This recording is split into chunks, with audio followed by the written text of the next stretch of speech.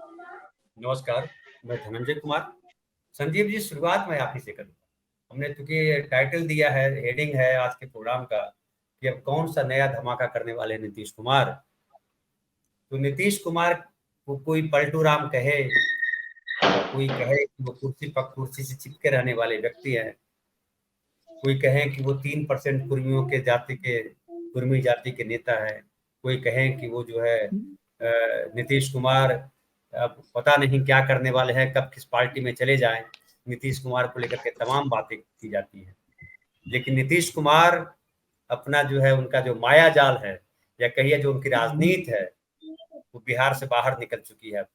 और बिहार से बाहर जब निकली है तो जो असंभव सा काम लगता था कि नीतीश कुमार वो संभव कर दिखाया।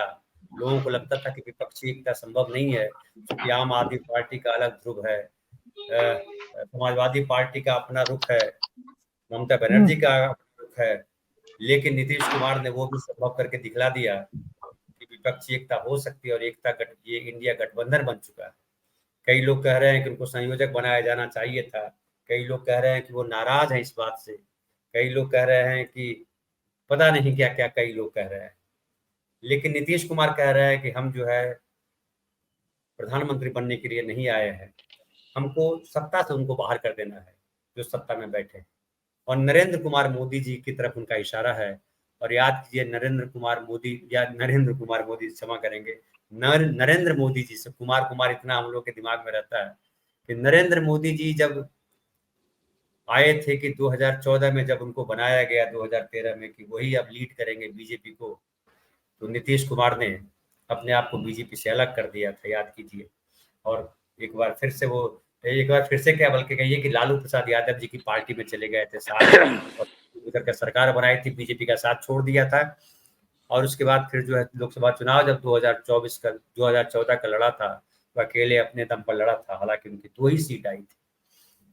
लेकिन फिर जो है 2017 में वापस जो है 2015 का चुनाव लड़ा जेडीयू के साथ, ये आरजेडी के साथ, और बीजेपी को सत्ता से बाहर कर दिया फिर एक बार, और फिर लालू प्रसाद यादव जी के साथ सरकार बनाई, तेजस्वी यादव उप मुख्यमंत्री बने। लेकिन कुछ ही समय बाद नीतीश कुमार वापस आ गए बीजेपी के साथ, और फिर जो है 2019 का जब चुनाव लड़ा तो बीजेपी के साथ चुनाव लड़ा, और बीजेपी ने अपनी जीती हुई सीटें भी नीतीश कुमार को दी थी। 17 सीटों पर दोनों लड़े थे, बीजेपी के लोग भी और नीतीश कुमार भी चुनाव लड़े थे। और नीतीश कुमार का वो करिश्मा था कि बीजेपी ने अपनी जीती हुई सीटें भी नीतीश कुमार को दी थी लड़ने की। उसके बाद फिर जो है एक बार नीतीश कुमार और बीजेपी में झगड़ा हुआ, और नीतीश कुमार फिर आरजेडी के साथ चले आए। 2020 का चुनाव याद कीजिए, जहां बीजेपी ने उनको डैमेज किया चिराग पासवान को लेकर के, और नीतीश कुमार ने इसका बदला लिया कि सत्ता से फिर बाहर कर दिया। और इस बार जब सत्ता में है तो नीतीश कुमार इस कसम के साथ हैं कि नरेंद्र मोदी जी को सत्ता से हटा देंगे। तो जो इंडिया गठबंधन बना है उसके महत्वपूर्ण घटक हैं नीतीश कुमार। और जब नीतीश कुमार इधर आए तो इंडिया गठबंधन बना, और नरेंद्र मोदी जी को लगा कि अब सत्ता हिलने वाली है, गद्दी हिलने वाली है। और उसी बीच आपने एक नया धमाका देखा कि उन्होंने जाति सर्वे ला दिया। जाति सर्वे की रिपोर्ट पेश हो गई, और आनन फानन में नरेंद्र मोदी जी को महिला आरक्षण बिल लाना पड़ा, क्योंकि देश भर में जाति सर्वे की बात लेकर के राहुल गांधी दौड़ पड़े, और सामाजिक न्याय जो है एक इम्पोर्टेंट इशू बन गया। और आज जो राहुल गांधी है वो हर जगह हर स्टेट में कहते चल रहे हैं कि हम जाति सर्वेक्षण कराएंगे, और पूरे देश में जाति सर्वेक्षण जो है एक इम्पोर्टेंट इशू बन गया। और जो लग रहा था कि नरेंद्र मोदी जी धर्म के नाम पर, अयोध्या के नाम पर, राम मंदिर के नाम पर फिर से एक बार जो है हिंदू मुस्लिम वोटों का पोलराइजेशन करेंगे, वो पोलराइजेशन लग रहा है कि अब वो मंडल के नाम पर, जाति सर्वेक्षण के नाम पर वो संभव होता हुआ नहीं दिख रहा है, क्योंकि राहुल गांधी अलग नोट पे जा चुके हैं और नीतीश कुमार पीछे खड़े दिखाई पड़ते। तो उस नीतीश कुमार के बारे में आज विजयादशमी के दिन हमने कहा कि आज उस पर बात की जाए, और वो नया धमाका क्या करने वाले। एक और चर्चा कर दूं अपने दर्शकों के साथ। आज ही मैंने एक स्टोरी भी की है कि शाम में कि 20 लाख विद्यार्थियों को स्कूलों से निकाल दिया गया। उन विद्यार्थियों को निकाल दिया गया जो पिछले 15 दिनों से स्कूल नहीं आ रहे थे। थोड़ी सी मैं चर्चा कर दूं यहाँ कि नीतीश कुमार इस बार जो है शिक्षा व्यवस्था को मजबूत करने में लगे हैं और के पाठक को अधिकारी बनाया है, अपर मुख्य सचिव शिक्षा विभाग का बनाया है। तब से वो हंगामा मचा हुआ, और वो ये है कि शिक्षा व्यवस्था तो जानते हैं पूरे देश की सरकारी शिक्षा व्यवस्था कितनी बुरी हालत में है, वो बिहार में भी स्थिति है। वहाँ भी कॉन्ट्रैक्ट पे टीचर बनाए गए और विद्यार्थी स्कूल में आए, इसके लिए मिड डे मील शुरू किया गया बिहार में, खास करके पोशाक शुरू की गई, साइकिल दी गई, विद्यार्थियों को नगद राशि दी गई। 10वीं पास करोगे तो इतने पैसे, 12वीं पास करोगे तो इतने पैसे, अब तो ग्रेजुएशन में भी पैसे दिए जा रहे हैं। और कहा गया कि शिक्षा का लोन दिया जाएगा। तो शिक्षा को लेकर के सारे तरीके के प्रलोभन जिसको कहें अगर, लेकिन सारे तरीके की सहूलियतें दी गई विद्यार्थी को कि विद्यार्थी पढ़ने के लिए आए, कोई ये न कहे कि हमारे पास पैसा नहीं इसलिए हम पढ़े नहीं। तो वो सारा किया गया, लेकिन नतीजा ये निकला कि सरकारी स्कूलों में पोशाक के लिए, पैसे के लिए विद्यार्थी तो हैं, नाम तो उनका लिखाया गया है, लेकिन वो पढ़ रहे हैं प्राइवेट स्कूल में। और कहा जा रहा है कि सरकारी स्कूल से ज़्यादा बिहार में प्राइवेट स्कूल, और उसकी वजह ये बताई गई कि सरकारी स्कूलों में चूंकि शिक्षक नहीं है, पढ़ाई नहीं होती है, इसलिए वो बच्चे जो है प्राइवेट स्कूलों में पढ़ते हैं। लेकिन सरकारी स्कूलों में नाम इसलिए लिखाया हुआ है कि उनको पोशाक मिले, उनको डिग्री मिले, उनको जो है बाकी सुविधाएं मिले। लेकिन अभी अभी हाल में सुना होगा कि 2.25 लाख शिक्षकों की बहाली की गई ताकि शिक्षकों की कमी ना हो और बिहार की पूरी शिक्षा व्यवस्था बदल दी जाए। क्योंकि बिहार में ज़्यादातर जो पढ़ने वाले बच्चे हैं वो पिछड़े समाज के बच्चे हैं, दलित बच्चे हैं, आदिवासी बच्चे हैं, गरीबों के बच्चे हैं, जो गांव में छूट गए हैं लोग, उनके बच्चे हैं। और उनके बच्चों को अच्छा स्कूल मिले, ये सरकार को बहुत पहले तय कर देना चाहिए। लेकिन चलिए, देर आए दुरुस्त आए, नीतीश कुमार ने व्यवस्था की है तो एक बड़ा परिवर्तन वो भी है। लेकिन नीतीश कुमार एक और धमाका करने जा रहे हैं। वो धमाका क्या होगा वो आने वाला समय बताएगा। लेकिन संजीव जी, मैं आपसे बात करूं, नीतीश कुमार क्यों इतने धमाके कर रहे हैं? क्या वो देश में जो नरेंद्र मोदी का जो करिश्मा है उसको खत्म करके रहेंगे?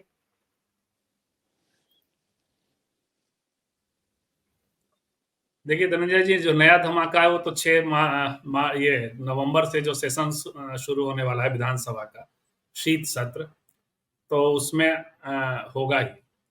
और वो तयशुदा है कि वहाँ जाति सर्वे के जो आर्थिक वाले पक्ष हैं वो सामने लाए जाएंगे और शैक्षणिक पक्ष सामने आएगा, जिसके आधार पे ओबीसी और पिछड़ा अति पिछड़ा तय होता है, अदर बैकवर्ड क्लास तय होता है। तो वो होना है, और ये अपने आप में एक बड़ा धमाका इस लिहाज से होगा कि यहीं से अकेले सिर्फ आंकड़े आने से डिस्कोर्स को बहुत हद तक आगे नहीं बढ़ना था। वहां सिर्फ इतना ही होगा आंकड़ों के हिसाब से कि कुछ लोग और आरक्षण की बात कर सकते हैं और सुविधाओं की बात कर सकते हैं, और फिर जो है जो लिमिटेशन है 50% कैप का जो कैप है वो कैप हटाने की बात हो सकती है। सिर्फ इतनी भर बात होगी, सिर्फ आंकड़े रहेंगे तो, मतलब सिर्फ संख्या रहेगी तो। लेकिन जब शिक्षा के आंकड़ा और आर्थिक आंकड़े आ जाएंगे तो बात बढ़ जाएगी। और जब वो बात ये बढ़ेगी कि किस जाति के का संसाधनों पे कितना कब्जा है, नौकरियों में कौन से लोग हैं। हालांकि हमें बड़ी बेसब्री से इंतजार है, आज हम लोग बात कर रहे थे सुबह कि उसमें होगा क्या। मान लिया जो कॉलम था उसमें तो ये नहीं था कि प्रोफेसर कितने हैं, जजेज कितने हैं, आपका प्रोफेशन पेशा सिर्फ नौकरी, ऐसा सेवा लिखना या नौकरी लिखना आदि था, सरकारी नौकरी। तो आंकड़े ये आएंगे, क्रीम पोस्ट पे, सेक्रेटरी पोस्ट पे आईएएस आईपीएस कौन लोग हैं, ये शायद ना है। इसके लिए अलग से सैंपल सर्वे फिर लोग कराएंगे, कराते ही रहे लोग। पटना में भी सबाल्टर्न मैगजीन है, उन लोगों ने बहुत पहले कराया था, फिर कराएंगे। लेकिन ये भी आएगा कि कितने लोग सरकारी नौकरियों में हैं, वो भी बहुत मायने रखता है। और तब जो है डिस्कोर्स बिहार के स्तर पे भी, उसमें भारतीय जनता पार्टी भी प्ले करने की कोशिश करेगी कि कुछ जातियां छूट गई होंगी, निश्चित तौर पे छूटती हैं। नौकरियों का तो प्रसंग ये है कि जिस जाति समूह में जितनी शिक्षा होगी, डिग्री होगी, वही तो अप्लाई करेगा। ग्रेजुएट लेवल पे अप्लाई करना होगा तो उस समाज में उतने ग्रेजुएट होने होंगे। पोस्ट ग्रेजुएट लेवल पे अप्लाई करना है तो उतने पोस्ट ग्रेजुएट होने होंगे। तो ट्रिकल डाउन थियरी से कुछ चीजें जाती हैं। विकास जैसे ट्रिकल डाउन से जाता है, वैसे ही आरक्षण और दूसरी चीजें भी ट्रिकल डाउन। लेकिन भाजपा वाला जो समूह है वो इन सांस भी नहीं लेने देना चाहता है। वो तो चाहता है कि एक ऐसे मैंने वो तुरंत लागू हुआ और तुरंत जो जो थोड़ी सी जातियां जो संख्या के आधार पे या जिनके पास सुविधाएं हैं, जिनके पास थोड़ी शिक्षा है, उनको समाज से बाहर कर दे, इस लाभ से बाहर कर दे। हालांकि लाभ नहीं, हक है, तो इस हक से बाहर कर दे। उसके अपने सोशियो इकोनॉमिक रिपरकशन होंगे। यदि ये हरावल दस्ता ही बाहर हो जाएगा तो फिर बड़ी मुश्किल हो जाएगी, तो वो सब आगे की चीज है। लेकिन डिस्कोर्स के स्तर पे ये छिड़ेगा कि किस जाति का कितनी भागीदारी है, कितनी संभव हुई, किन कारणों से हुई। तो ये सब जब होगा दोनों तरफ से, ठीक है कि फायदे लेने की कोशिश होंगे, दोनों तरफ से इसका इस्तेमाल की कोशिश होगी, लेकिन गेंद नीतीश जी के पाले में रहेगी। गेंद जो है इंडिया गठबंधन के पाले में रहेगी, क्योंकि जो बीच बीच में चीजें आती रहती है ना, जो जैसे वो कमलनाथ और हम लोग बात कर रहे थे, समाजवादी पार्टी, ये सबसे बात निकल करके कोर मुद्दे पर आएगा। और यदि ये उसके बाद ये रिस्पॉन्ड करते दिखेंगे, रिस्पॉन्ड करते जैसे ये कहेंगे कि हिंदुओं को फोड़ा जा रहा है, हिंदुओं को तोड़ा जा रहा है, मुसलमानों की जातियां बड़े पैमाने पर धनंजय जी पहली बार सामने आएंगी। हिंदुओं के मन में बहुत सा हम आप जो शहरी हैं, जो नागरिक हैं, उनके मन में ये बात होती है मुसलमान एज ए यूनिफॉर्म सोसाइटी कोई है, और उसको बहुत इस तरह से भी लोग सोचते हैं कि संसाधनों में उसको बहुत अपीजमेंट किया गया है, आदि आदि, वो सब सामने आ जाएगा। सामने आ जाएगा कि इतनी जातियां हैं और इतनी जातियों में इनका ये सोशल लोकेशन है, वो तो सामने है। और उसके बाद ये आएगा कि जो संसाधनों में कितनी हिस्सेदारी है पर्टिकुलर मुसलमानों की, और जितनी मुसलमानों की है उसमें कितनी अशरफों की। तो आप देख रहे होंगे कि ये जो जितने लेयर्स हैं, उन लेयर्स में बातचीत शुरू हो जाएगी, और वही राजनीति का सेंटर होगा 2024 में। भाजपा रिस्पॉन्ड कर रही होगी, भाजपा काट रही होगी, तो एक धमाका तो ये करने जा रहे हैं। दूसरा अभी उन्होंने एक दिया सोशल मीडिया के लिए, चैनलों के लिए एक बात कह दी, अखिलेश यादव, सॉरी तेजस्वी यादव के कंधे पे हाथ रखते हुए आप पास में थे, कि अब तो यही हमारा बच्चा है। तो ये भी एक स्टेटमेंट आ गया, अब लोग उस पर बात करेंगे। उसका प्रसंग हम सब बात कर चुके हैं कि मोतिहारी में जो नीतीश जी ने कहा कि भाई हमारा आपका तो संबंध रहेगा ही अब, तो वो आगे सामने बैठे हुए नेताओं को एड्रेस कर रहे थे, लेकिन उसको लोगों ने भारतीय जनता पार्टी से संबंध के तौर पे खूब चलाया सोशल मीडिया ने, और उसने तो एक धमाका दे दिया उन्होंने तेजस्वी को कहते हुए कि यही हमारा बच्चा है, अब आप इंटरप्रिटेशन करते रहिए। अभी उन्होंने ये वाली बहुत घोषणा नहीं की है कि अब इनकी ताजपोशी कब होगी, कब हम आरजेडी को देंगे, आदि आदि, तो ऐसा कुछ है नहीं। और ऐसा कोई मुझे लगता है कि कोई इस तरह का ब्लूप्रिंट भी सामने नहीं आया, क्योंकि सबकी निगाहें 2024 है। तो फिलहाल एक धमाका ये कर दिया है, 6 नवंबर को एक धमाका होना है, 6 दिन का बड़ा। अभी तो भारतीय जनता पार्टी के लोग सोच रहे हैं कि करें क्या।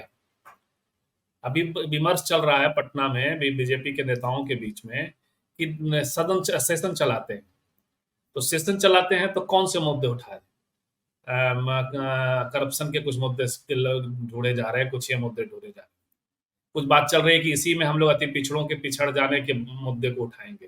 तो अभी ये सब चल रहा है, मतलब विपक्ष मुद्दा रहित हो गया है। ये जो धमाका है ना, इन तमाम धमाकों से जो कहते हैं कि लहूलुहान हो गया है विपक्ष, तो ये तो हुआ है। धनंजय सैनी साहब, मैं आपके पास आऊंगा, जयपुर में है आप। तो ये चिंता का विषय है। मैं ये कहना चाहता हूँ कि जैसे मैं इस बात का मैं हामी नहीं हूँ कि जिस तरीके से हम तो उस पंडित नेहरू के उस जमाने के प्रोडक्ट हैं, जब या लोहिया के उस जमाने के प्रोडक्ट हैं जब जाति तोड़ने की बात की जाती थी कि जातियां खत्म होने चाहिए, वर्ण गायब होने चाहिए, समाज एक ऐसा बनना चाहिए। तो बड़ा आइडियल लगता था सब कुछ कि हाँ ये सब कुछ। बाद में जब पढ़ा कि अम्बेडकर क्यों बौद्ध धर्म को ज्वाइन करने गए, ये सब पेरियार क्यों ये सब बातें करने लगे, तो इन सारी बातों को समझ में आया। और इसीलिए आज जो ये नीतीश जी ने जो ओबीसी वाला जो सिलसिला जारी किया है, ये एक ऐसा बॉम्ब है जो हर जगह काम कर रहा है। राजस्थान की सरकार ने भी इसे अडेप्ट कर लिया और तत्काल उसकी गणना वन्ना का सिलसिला बनाने लगे हैं। मेरा ख्याल है कि तीनों जो मध्य प्रदेश के लिए भी कह रहे हैं और वाघेला साहब का जो है प्रदेश उसके लिए भी कह रहे हैं, तो वो सब तो होगा। लेकिन मैं इतना जानता हूं कि नीतीश जी जब राजनीति में आए थे, ये जमाना वो था जब लालू और मुलायम सिंह और ये सारे, तो उनमें सबसे डायनामिक, क्योंकि मुझसे मेरे हम उम्र ही होंगे, ज्यादा तो हो नहीं सकते, छोटे हो सकते हैं। 77 के जेपी वाला जो मूवमेंट था उस वक्त ही सारे पहचान में आए। और लेकिन इनका जो अंदाजे बयां जो लोकसभा में हमने देखा अटल जी के साथ में खासतौर से, वो बड़ा लुभावना लगता था कि वाह, क्या किस तरीके किस अंदाज से किस लॉजिक के साथ में कितनी उससे पेश करते हैं। और फिर जो राजनीति के दूसरे रंग इन्होंने बिहार में दिखाए, वो भी बड़ा कि ये बड़ा मुश्किल काम है इन आरएसएस और बीजेपी के लोगों के साथ में मतलब कोई तकरार करना या समन्वय करना, दोनों ही बहुत मुश्किल काम है। वो इन्होंने करके दिखाया, तो यूं एक आइडियल पर्सनालिटी नजर आती हैं। और अभी जिस तरीके की इंडिया के संगठन को जरूरत है, एक आदमी जो इतनी तेजी के साथ में चीजें बदल सकता है, अडॉप्ट कर सकता है, रिजेक्ट कर सकता है, वो नीतीश जी हैं। और अच्छा लगता है कि ये बात जिस तरीके से तेजस्वी को उन्होंने अपने साथ में जोड़ा, बोल रहे हैं पिता के उसमें, और उसी तरीके से राहुल गांधी को भी वो अपने साथ में जोड़ने की स्थिति में है। क्योंकि राहुल जिस तरह की भाषा समझने लगे हैं, जो पहले नहीं समझते थे, और बड़े गुस्सेल किस्म की शख्सियत हुआ करती थी, कागज फाड़ देते थे। अब वो बहुत मोहब्बत की दुकान जब से उन्होंने प्रारंभ की है, और हिंदुस्तान को जब से इधर से उधर तक देखा है, और अपने चचा के साथ में यानी वो जो सेम पित्रोदा, जिन्हें गंगाराम के नाम से मैं जानता हूँ, सेम पित्रोदा से जितना सीखा है उन्होंने जाकर के वहां, और जो सीख करके लौटे हैं, और उसके बाद में जो ये संपर्क के साथ में ये जो मोदी के और मोदी की जो रची हुई दुनिया है, उससे मुक्ति का जो काम हो रहा है, उसमें नीतीश जी का रोल बड़ा महत्वपूर्ण होगा, मैं तो ये कह सकता हूँ बस। क्या धर्म की काट के तौर पे जाति का इस्तेमाल जो हो रहा है, या धर्म का जिस तरह से पाखंड फैलाया गया है, उसको इस तरीके से रोका जा सकता है? और क्या ये जो जातियों का जो गणना हुई है, ये जातीय चेतना और जो जिसकी जितनी हिस्सेदारी, जिसकी जितनी जिसकी जितनी संख्या भारी, उसकी उतनी हिस्सेदारी, ये क्या सामाजिक न्याय का एक बिंदु है जहां से प्रस्थान कर चुका है? पूरा का पूरा यहाँ की राजनीति प्रस्थान कर चुकी है, चल चुकी है? बहुत लंबा प्रश्न है धनंजय जी, मैं थोड़ा संक्षिप्त में कोशिश करता हूँ। पहली चीज तो ये है कि नीतीश कुमार देश को बनाने की राजनीति कर रहे हैं। और आप, ये मैं नहीं कह रहा, जो मैं अब बात कह रहा हूँ वो लोहिया जी कहते थे, और उनकी पुस्तक में हिंदू बनाम हिंदू, अगर आप वो पढ़ें, पहले ही चैप्टर में, पहले ही 2-4 पेज में लिखी हुई है कि इस देश में 5000 साल से उदारवादी और कट्टरपंथी ताकतों का एक संघर्ष चल रहा है, लगातार चल रहा है। कभी कट्टरपंथी ताकतें हावी हो जाती हैं, कभी उदारवादी हावी हो जाती हैं। और जब जब उदारवादी ताकतें हावी होती हैं तो देश में तरक्की होती है, प्रगति होती है, खुशहाली होती है, देश जो है वो ताकतवर बनता है। और लोहिया जी ने, क्योंकि तो खैर लंबी बात हो जाएगी, लेकिन उन्होंने मौर्य साम्राज्य, गुप्ता साम्राज्य, और अपना संत ज्ञानेश्वर के समय में जैसे शिवाजी का उभार हुआ, और बाद में उनको मजबूर कर दिया कि आपको मंत्री जो है वो एक ही जाति का बनाना पड़ेगा, दूसरी जाति का आप मंत्री नहीं बना सकते।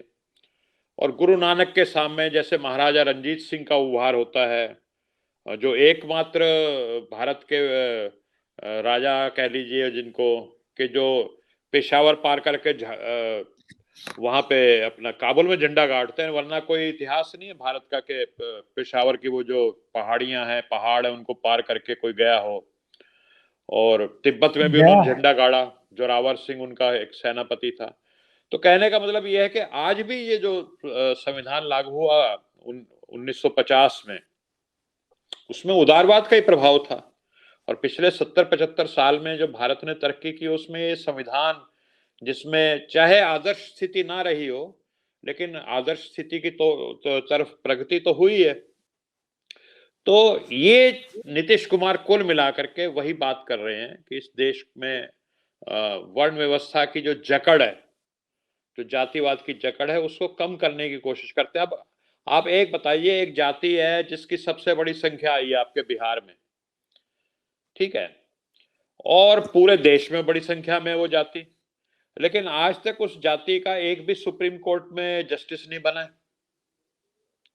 जबकि 500-600 जस्टिस बन चुके हैं, क्योंकि इनका कार्यकाल तो 2-3 साल का ही होता है ना सैनी साहब। काफी सीनियर वरिष्ठ जब 60 साल के आसपास की उम्र के हो जाते हैं तब ये बनते हैं सुप्रीम कोर्ट में जस्टिस। 2-3 साल तक आमतौर पे इनका कार्यकाल होता है, तो 500 से ज्यादा बन चुके हैं अब तक, एक भी नहीं बना। तो इस चीज को कहीं ना कहीं ठीक करने की जरूरत है, और कोई ये भारत के लिए विशेष बात नहीं है। देखिए, अब जाति है उसकी आदर्श स्थिति जो लोहिया जी ने कही या बाबा साहब अंबेडकर ने कही, एनिहिलेशन ऑफ कास्ट, जाति का विनाश कीजिए, वो तो हो नहीं पा रहा। वो होना चाहिए, आदर्श तो वही है। लेकिन फिर जब मान्यवर काशीराम आते हैं तो वो ये कहते हैं भाई जाति का विनाश, जातिवाद को खत्म करना नहीं है, तो कम से कम ये है कि जितनी जिसकी संख्या भारी उतनी उसकी हिस्सेदारी, तब तक के लिए ऐसा चलना चाहिए। और ये काशीराम जी नहीं कहते, मैं बार बार धनंजय जी आपके शो पे भी एक ये पुस्तक को मैं, हो सकता है पहले भी मैंने 1-2 बार किया हो, ये एरन डिलिसफर्ड की पुस्तक है ये, जिसको मैं अक्सर कोट करता हूं, और जिसे मैं ही नहीं कोट करता, जो दिल्ली विश्वविद्यालय के प्रोफेसर हैं सोशियोलॉजी के सतीश देशपांडे कोट करते हैं, उनके कहने से मैंने ये पुस्तक ली थी। और आशीष कुमार जो प्रोफेसर और डीन रहे Tata institute of social sciences के, वो कहते हैं कंसोसिएशनल डेमोक्रेसी, यानी अगर सरल शब्दों में पावर शेयरिंग डेमोक्रेसी, या जिसको फिर मान्यवर काशीराम ने कह दिया कि जिसकी जितनी संख्या भारी उतनी उसकी हिस्सेदारी, भागीदारी, या जिसको अब राहुल गांधी ने कह दिया जितनी आबादी उतना हक। तो ये पूरे दुनिया में है, ये कोई भारत के नहीं है। ये उन्होंने बेल्जियम का उदाहरण दिया है, स्वीडन का दिया है, स्विट्जरलैंड का दिया है, नेदरलैंड का दिया है, साउथ अफ्रीका का। इस पुस्तक में सबके सब स्टडीज हैं, और ये 400-500 साल की स्टडी है, कोई ये नहीं एक दिन की, कि कोई भी देश में जहां भागीदारी नहीं होगी या आपस में जिसको कहते हैं शेयरिंग नहीं होगी, पावर शेयरिंग, वो चलता नहीं। आप देख रहे हैं फिलिस्तीन में क्या हो रहा है, वो भी कहीं ना कहीं यही चीज है कि एक लोग चाहते हैं कि सारी ताकत हमारे पास ही रहे। तो कंसोसिएशनल डेमोक्रेसी ही दुनिया में चल पाती है लंबे समय तक, यानी जिसमें आप सबको हिस्सेदारी दें। और जाति एक सच्चाई है, आप संडे का अखबार उठा के देख लीजिए, बॉम्बे तो में आप रहते हैं, और बॉम्बे तो सबसे ज्यादा अग्रणी, सबसे ज्यादा मॉडर्न, सबसे ज्यादा कॉस्मोपॉलिटन शहर माना जाता है देश का। आप कह लीजिए बिहार में आर्थिक राजधानी है। आर्थिक राजधानी के अलावा ये कहते हैं जी पढ़े लिखे लोग रहते हैं सब, जो जाति में विश्वास नहीं करते। कोई खगड़िया के किसी गांव का जिक्र नहीं है उस। तो वो जब अपना विवाह जो है, आप देखिए वहां पे कॉलोनियां बसी हुई कि यहाँ सिर्फ गुजराती ही रहेंगे, नॉन गुजराती नहीं रहेंगे। बॉम्बे में है, आपके जुहू के आसपास बहुत कॉलोनियां ऐसी, जुहू, विले पार्ले, जो भी वो स्कीम है उसके आसपास। उसमें ऐसा कहना तो बड़ा आसान नहीं है का इलाका, लेकिन ये होता है खास करके जो देखिए उसमें मुंबई में कई सारे लगभग समाज है, तो हर समाज का अपना अपना एक इलाका है। ज्यादातर लोग जो जहां बस गए, हर कोई चाहता कि अपने समाज में रहे, तो इससे तो यही तो सच्चाई का मैं जिक्र कर रहा हूँ। अब समझिए, अब एक उदाहरण दे रहा हूँ, आपने छेड़ दिया। मैं ये नहीं कह रहा कि गलत है, लेकिन ये सच्चाई भी तो है। अब से एक उदाहरण देता हूँ मैं। हाँ। जिस इलाके में मैं रहता हूँ वो मराठी बहुल इलाका माना जाता है, महाड़ा का है इलाका ये, और ज्यादातर घर मराठियों को मिले। उसमें गुजराती भी हैं कुछ, जिसे 5 नंबर सेक्टर जिस इलाके में अभी मैं हूँ, गुजराती बहुल इलाका माना जाता है। तो यहाँ पे मुस्लिम भी थे, यहाँ पे और दूसरे उत्तर प्रदेश वाले भी थे, लेकिन 90% मराठी। लेकिन यहाँ पे भी सबको रेंट पे घर मिलता है, कोई भी घर खरीद सकता है, लेकिन ज्यादा मराठी इसलिए रहे कि उनको वो मिला। वैसे ही हर इलाके में है, लेकिन ये कुछ इलाकों में खास करके है कि आप नॉनवेज खाते हैं, अगर नॉनवेज खाएंगे तो आपको नहीं मिलेगा घर, क्योंकि वो जैन लोग होते हैं जो नॉनवेज नहीं खाते। इससे 5 नंबर में गुजराती ज्यादा इसलिए है कि 2 जैन देरासर यहाँ पे। तो हर जगह का अलग कल्चर और वो सारी चीजें हैं। लेकिन धनंजय जी, सिर्फ कल्चर का मामला नहीं है, घेटोइज्म तो है ना, गांव से लेकर शहर तक। और हाँ वो है। आपके नागेंद्र भैया, मैं आप ही के पास आता, इस पे अलग से बात करेंगे, ये छोटे में डिबेट खत्म नहीं होगा। मैं उन कुछ लोगों को लाऊंगा बुला करके जो कह रहे हैं, उनको ही बुलाऊंगा। मैं आपसे ही सवाल करता हूँ कि नीतीश कुमार को आपने बड़ी गंभीरता से देखा है, आपकी पत्रकारिता के सामने वो नीतीश कुमार मुख्यमंत्री बने और सारा कुछ हुआ। क्या वो किसी जाति विशेष के नेता हैं? क्या वो अपनी कुर्सी के लिए पलटते हैं, या राजनीति को पलटने की कोशिश करते रहते हैं? क्या लगता है? नहीं, नीतीश कुमार के साथ तमाम असहमतियां हो सकती हैं, मेरी भी हैं असहमतियां, कई मुद्दों पर रही हैं, लेकिन नीतीश कुमार को मैं किसी जाति का नेता मानने को तैयार नहीं होता हूं। नीतीश कुमार ने व्यक्तिगत रूप से जिस तरह से काम किया है उसमें एक बड़ा मैसेज रहा है हमेशा, एक बड़ा नैरेटिव बनाया है, बहुत बड़ा संदेश रहा है और ये मानना पड़ेगा इस बात को। बाकी आज की तारीख में कोई भी नेता, खास तौर से पिछले वर्ग का नेता, अगर अपने समाज को लेकर नहीं चलेगा तो पनप नहीं पाएगा, ये भी उतना ही बड़ा सच है वो। तो वो अपने समाज के बड़े नेता हैं, उसमें हैं, उससे इनकार नहीं किया जाना चाहिए। लेकिन नीतीश कुमार के धमाके और नीतीश कुमार के बारे में जो कुछ चर्चाएं होती हैं, उनके अपने नेतार्थ भी हैं, उनके अपने कई अर्थ भी हैं, कई सेट्स भी हैं। नीतीश कुमार के बारे में जब पलटू राम कहा जाता है, तो मैं उसकी एक ही व्याख्या करता हूं कि नीतीश कुमार ने अगर बिहार की राजनीति में लालू और प्रसाद यादव और नीतीश कुमार का इमरजेंस नहीं हुआ होता, तो उस पूरे समाज को, और खास तौर से इसमें लालू यादव को मैं का योगदान मानता हूं, उस बड़े समाज को स्वर न मिलता जो स्वर मिला। और जब वो स्वर मिला तो मैं उसका गवाह हूं कि किस तरह से लोगों ने इससे रिटेलिएट किया था और कैसी आक्रामकता थी। उस चीज को आज भी हमारे तमाम बौद्धिक दोस्त, पढ़े लिखे, बहुत प्रखर समझदारी वाले लोग, पता नहीं क्यों, मैं नहीं समझ पाता हूँ, जब लालू यादव का नाम आता है तो अचानक उनकी ग्रंथियां कहीं और चली जाती हैं। वो मैं आज तक समझ नहीं पाया हूँ। बड़ी ये अलग डिबेट का मामला है। नीतीश कुमार के बारे में मैं बार-बार ये बात कहता हूँ कि नीतीश कुमार ने अगर बिहार में बीजेपी के साथ दिया या बीजेपी को साथ लिया या बीजेपी के साथ गए, तो वो उनकी राजनीतिक व्यवस्था थी और राजनीति में ये चीजें होती हैं। इसको हम व्यक्तिगत रूप से सपोर्ट करें ना करें, उनकी राजनीति थी ये।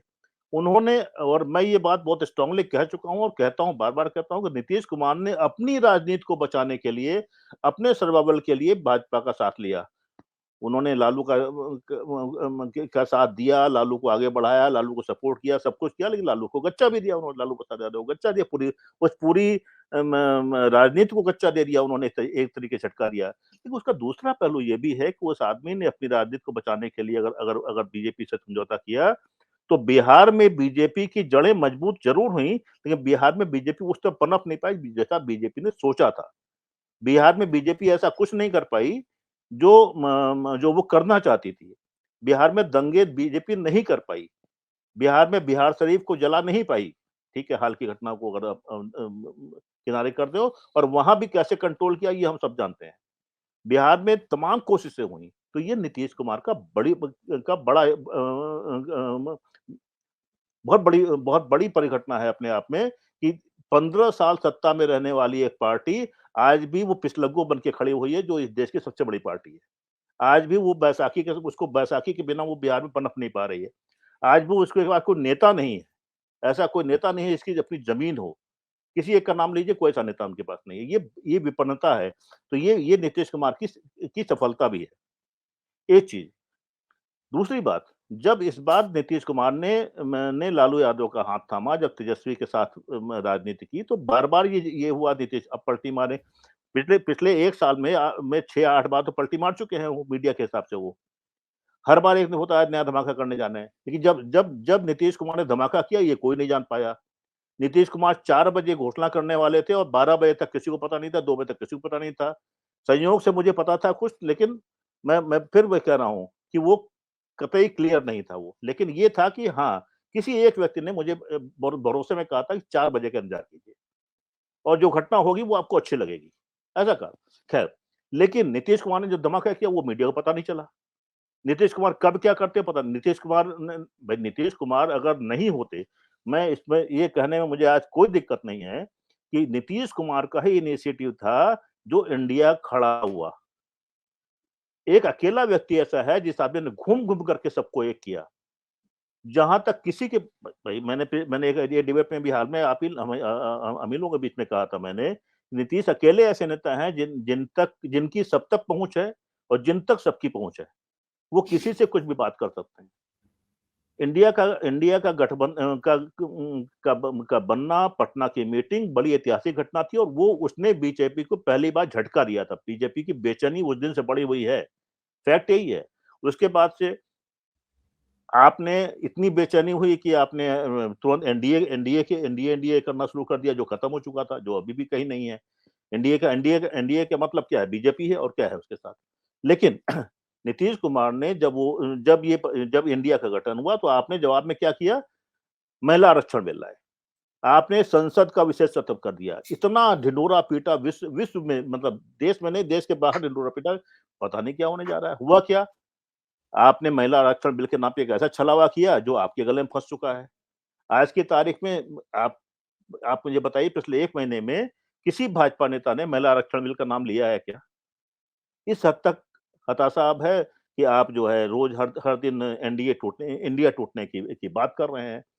अभी भी एमपी की घटना दीजिए। मैं एमपी की घटना बारे में भी मेरा साफ कहना है कि ये बहुत स्पष्ट था कि नेशनल अलायंस होगा, 24 का अलायंस होगा, उसमें राज्य कहीं नहीं थे। ये बात बिल्कुल सही है, ये अंडरस्टूड है, ऐसा होता ही है। ये टकराव होने थे, टकराव ज्यादा हुए, कम हुए, लेकिन यहाँ पर भी आप एक मैच्योरिटी देखिएगा। परसों जो हम लोग बात कर रहे थे, परसों जब अखिलेश यादव हरदोई में जब वो टिप्पणी कर रहे थे, जब बहुत शालीन उन्होंने टिप्पणी की थी, जब उन्होंने ये कहा था कि मेरे पास संदेश आ गया है, तो ये मीडिया ने रिपोर्ट नहीं किया कि कितनी शालीनता और शाइस्तगी से राहुल गांधी ने इस मामले में हस्तक्षेप किया और अखिलेश यादव ने अपने नेताओं को संदेश दिया। ये सब नूरा कुश्ती चलती रहेगी। अजय राय बड़बोलापन दिखाएंगे। हमने डिबेट में इसको रखा था, हमने डिबेट हाँ, की हम थी। लोग बात कर चुके हैं इस पर। नहीं, मेरा कहने का मतलब ये है कि यहाँ भी, लेकिन देखिए कई लोगों ने कहा इसमें नीतीश कुमार नहीं बोल रहे हैं कुछ। भाई नीतीश कुमार बहुत शालीनता से बहुत शाइस्तगी से अपना काम कर रहे हैं। मैं जिस धमाके की बात अभी हम लोग कर रहे हैं कि वो अभी अभी जैसे संजीव बता रहे हैं कि 6 से शायद सेशन शुरू होना है ना विधानसभा का। जो सेशन शुरू होने वाला है उसमें ये डेटा आएगा, सारा आएगा। ये एक बड़ा हंगामा करने जा रहा है। काफी चीजें खुल के सामने आएंगी, बड़ा हंगामा होने जा रहा है।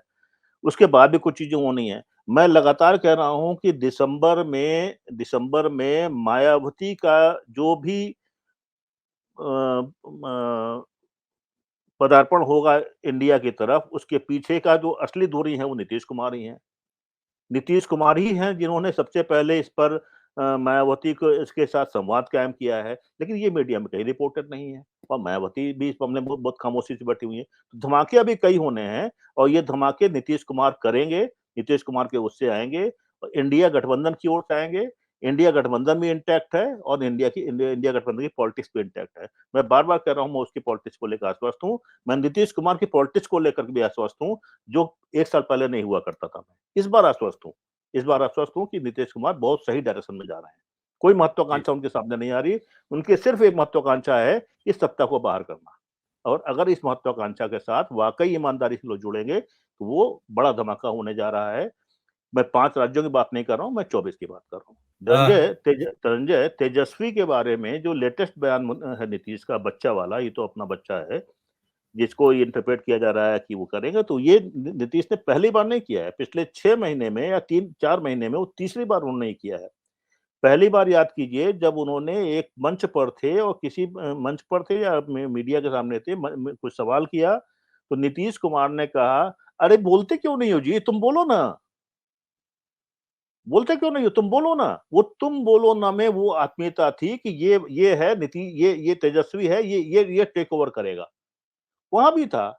उसके बाद फिर किसी कार्यक्रम में जब उनसे पूछा गया तो उन्होंने कहा कि भाई उसने 2020 में करके दिखा दिया है और आगे का नेतृत्व उसी को करना है। ये भी बयान उन्हीं का है, पिछले महीने का बयान है ये। तो नीतीश कुमार तो लगातार संदेश दे रहे हैं, लगातार मजबूती के साथ मैसेजिंग कर रहे हैं।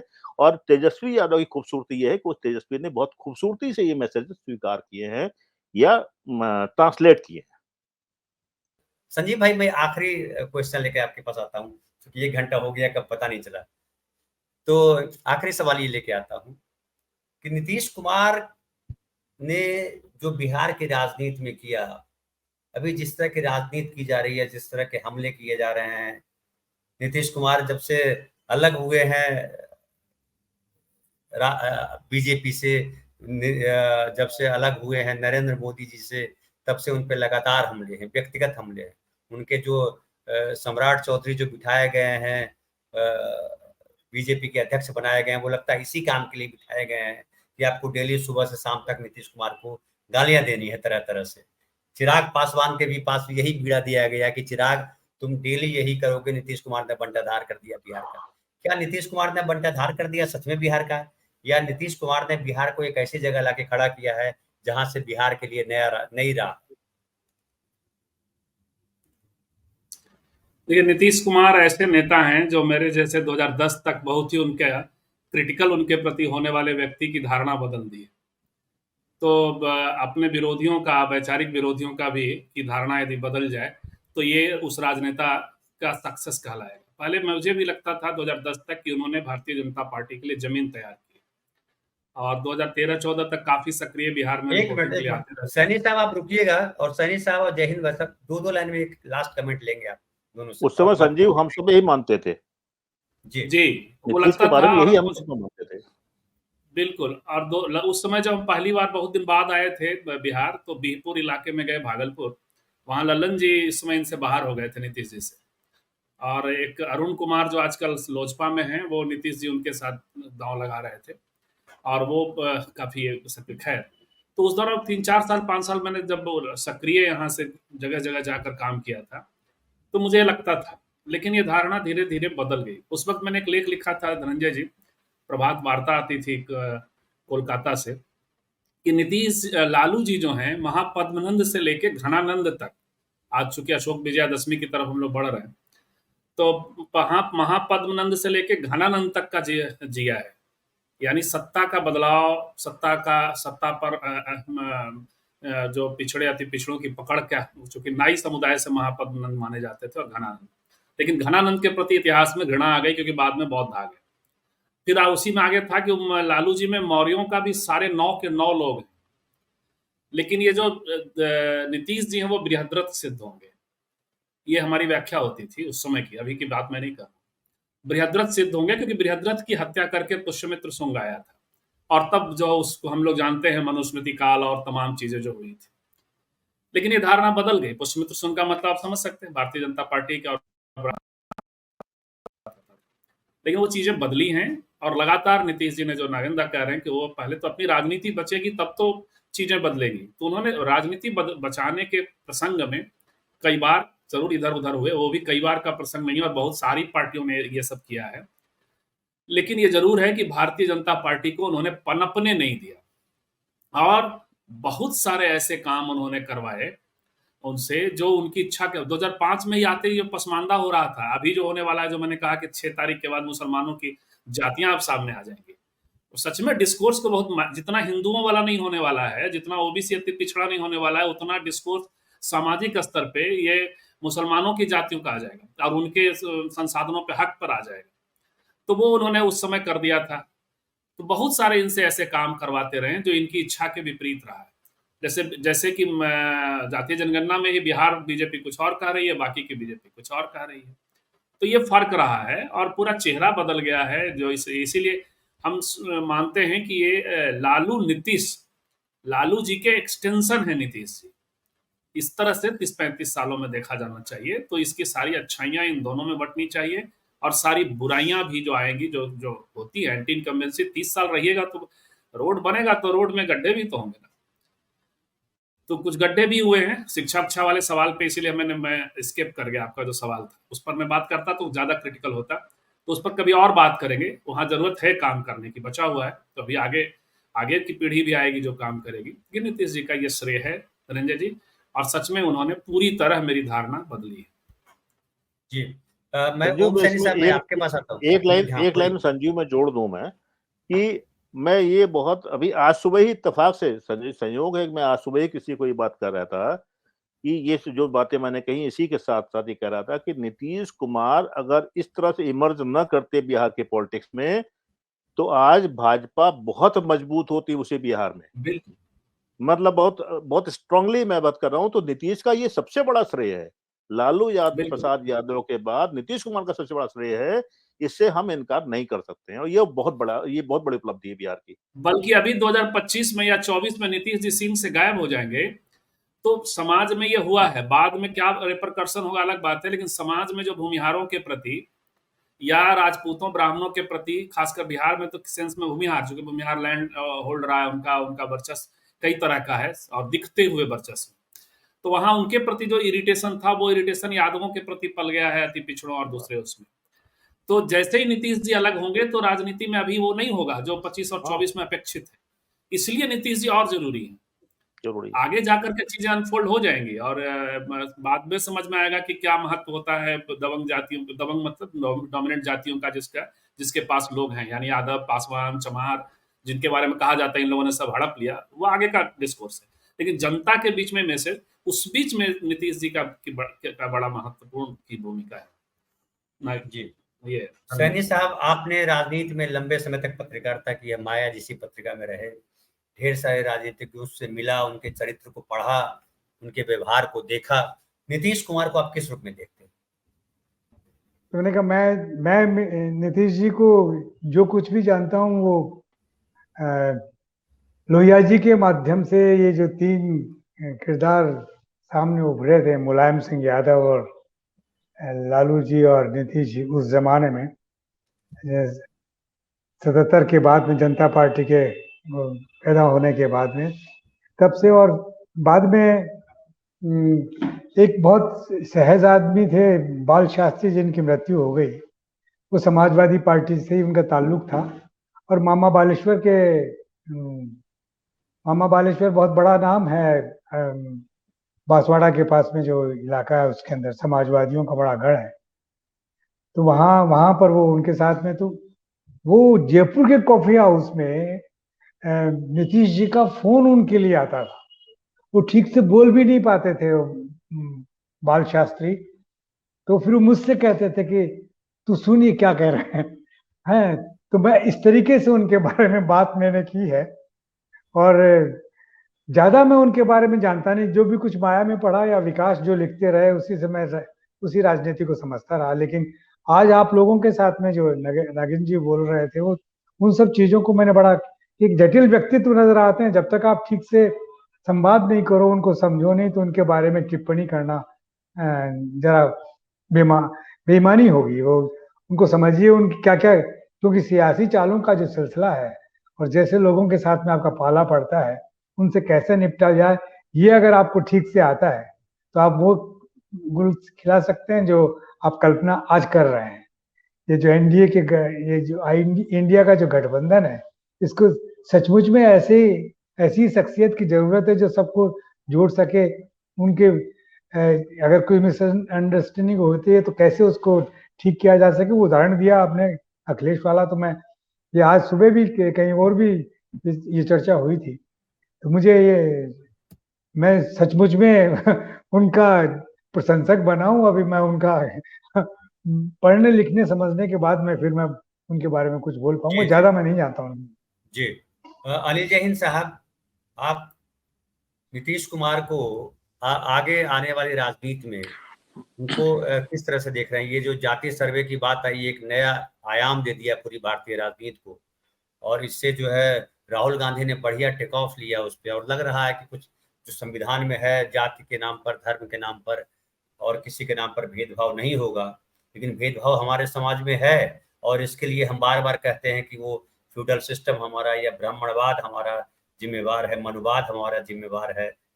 तो क्या आपको लगता है कि मनुवाद से हटने का एक मार्ग वहां से खुलता है जाति सर्वे के बाद, कि जातीय चेतना आएगी तो हर जाति के लोग अपने अपने हिस्से की बात करेंगे? हालांकि बीजेपी कहती है कि जाति की बात करके आप हिंदू धर्म को तोड़ रहे हो, उसको हिंदू धर्म को खंडित कर रहे हो, जिसका खामियाजा भुगतना पड़ेगा। आप किस तरह से देखते हैं? धनंजय जी, देखिए, जाति तो एक रोग है, और अगर हम उस रोग को छुपाते हैं, जैसे भारतीय जनता पार्टी चाहती है कि उसको छुपा ही लें, उसका जिक्र ही ना करें, तो रोग का जब तक इलाज नहीं करेंगे तो रोग ठीक कैसे होगा? तो नीतीश कुमार जी उस रोग के इलाज की तरफ आगे बढ़ रहे हैं। और एक जिसको कहते हैं कि देश का जो नैरेटिव था, वो जो नफरत का था, आप देखें उसमें कितना बड़ा परिवर्तन आ गया। अब मोदी जी भले ही महिला आरक्षण का ले आए, वो भी एक अच्छा कदम है, वो अलग चीज है कि उसमें अन्य पिछड़ा वर्ग की महिलाओं का जो अलग से आरक्षण होना चाहिए वो नहीं हुआ। लेकिन वो कुछ कोशिश उन्होंने की जो बहुत ज्यादा कामयाब नहीं हुई, सबने देखा।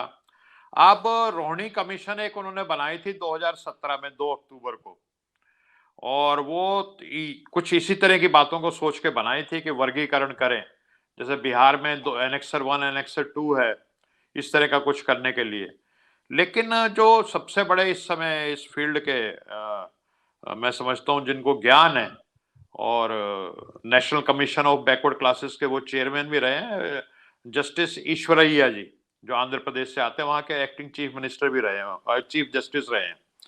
वो खुद जिसको कहते हैं कि अति पिछड़ा वर्ग से आते हैं, और वो कहते हैं कि देखिए, अगर कोई बिना जातीय जनगणना के रोहिणी कमीशन के कोई भी इस तरह का वर्गीकरण का फैसला आएगा, तो वो कोर्ट में 2 मिनट के लिए टिक भी नहीं पाएगा। तो फिलहाल जो मोदी जी जिस तरफ जा रहे हैं, जो मुझे लगता है और जिस तरह की सूचना मेरे पास आ रही है, कि वो एक घोषणा करने जा रहे हैं। अभी 31 जुलाई को रोहिणी कमीशन ने अपनी आयोग राष्ट्रपति को अपनी रिपोर्ट सौंप दी है कि उसको किसी तरह लागू कर दें, भले ही उसके बाद वो कोर्ट में उस पर रोक लग जाए, वो एक अलग चीज है। लेकिन मोदी जी अब इस तरफ आगे बढ़ रहे हैं, तो कहीं ना कहीं मुझे लगता है, चाहे ये कदम हो या वो कदम हो, जो सामाजिक न्याय का जो मुद्दा है वो केंद्र में आ रहा है, और जो जिसको अंडर द कारपेट बहुत दिनों तक किया हुआ था, वो चीजें सामने आ रही हैं। और ये जो हमारे देश का जो सबसे बड़ा रोग है, जाति रोग, उसका कुछ ना कुछ इलाज होना चाहिए, और नीतीश कुमार जी की उसमें सबसे बड़ी अहम भूमिका आज की तारीख में रही है। जी नागेंद्र भैया, मैं आपके पास आखिरी टिप्पणी के लिए आता हूँ।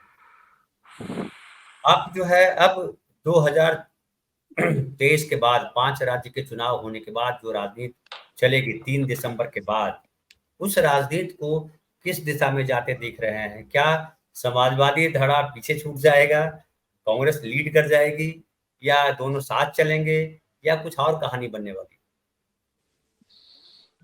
नहीं, मैं इस राजनीति को, इस पूरे घटनाक्रम को, इस पूरे डेवलपमेंट को धड़ों में बांट के देखता ही नहीं हूँ। मैं इसको सीधे सीधे रूप में देख रहा हूँ कि अगर 5 राज्यों में चुनाव के कोई कट ऑफ साइन मान लिया जाए, तो उसके बाद ये दिशा बहुत तेजी से, मतलब ये सक्रियता बहुत तेजी से बढ़ेगी। और मैं पहले भी बात कर रहा था और अभी भी कह रहा हूँ इस बात को कि 3 दिसंबर तक की राजनीति और 3 दिसंबर के बाद की राजनीति में बहुत फर्क आने वाला है। 3 दिसंबर तक अभी आपको ये दोहरा कुश्ती दिखाई पड़ती रही, सब होता रहेगा, लेकिन 3 दिसंबर के बाद, यानी दिसंबर बहुत डिसाइसिव होने जा रहा है। उसमें कई नए गठजोड़ बनने जा रहे हैं। इंडिया गठबंधन में के साथ कुछ और नए समूह जुटने जा रहे हैं। स्वाभाविक है कि सक्रियता बहुत मजबूती से आगे बढ़ने वाली है, और मैं इसे अभी समाजवादियों के पीछे जाने, कांग्रेस के नेतृत्वकारी भूमिका में आने, इस रूप में बांट के देखना नहीं चाहता हूँ। मुझे लगता है कि शायद ऐसा होगा भी नहीं, क्योंकि अभी तक बहुत मैच्योर कदम दिखाए गए हैं कांग्रेस की ओर से भी। अलग कांग्रेस की बात जब मैं करता हूँ तो शीर्ष नेतृत्व की बात करता हूँ, कांग्रेस के शीर्ष नेतृत्व से भी, नीतीश कुमार की ओर से भी, अखिलेश यादव जैसे उत्तर प्रदेश के मजबूत नेता की ओर से भी। और अगर मैं एक धड़े अलग, जिसकी बार बार चर्चा होती है, बंगाल की, तो वहां भी एक समझदारी के साथ कहीं ना कहीं चीजें डेवलप हो रही हैं। तो मैं इसको बहुत पॉजिटिव देख रहा हूँ, और इसको मैं मानता हूँ कि दिसंबर के बाद एक नए तरह की राजनीति हमारे सामने आएगी, जो भाजपा के लिए मुश्किलें काफी बढ़ाने जा रही है। बहुत बहुत धन्यवाद आप सबका। नागेंद्र भैया, संजीव चंदन जी, ओम सैनी साहब, नमस्कार और धन्यवाद आपका। शुभरात्रि आपको, हैप्पी दशहरा आप सबको।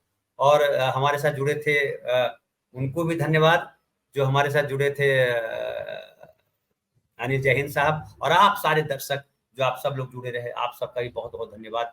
और हम फिर मिलेंगे कल नए कार्यक्रम के साथ, नई बात के साथ, नई डिबेट के साथ, नए विषय के साथ, नए मेहमान के साथ। बहुत बहुत धन्यवाद, आप जरूर रहिएगा। आप सबको भी दशहरे की शुभकामनाएं।